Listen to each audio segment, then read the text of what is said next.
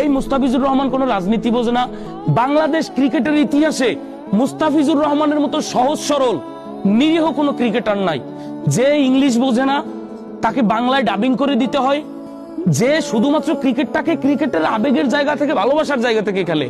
কোন দল মত মববাজি, কোন সিন্ডিকেট, কোন কোরাম, কোন মানে এই সমস্ত বিষয়গুলো মুস্তাফিজ ঘাটেই না। একদম ঠান্ডা মাথার মানুষ। ওনার মতো ক্রিকেটার বাংলাদেশের ক্রিকেটে আসে নাই। ভারতের সবাইকে আমি এই প্রশ্নগুলো তুলতেছি না, আপনাদের উগ্র আচরণটা আমি ভারতের সবাইকে বলতেছি না। একটা দেশের সব মানুষ খারাপ হয় না, আমাদের দেশেও সবাই সাধু সন্ন্যাসী না।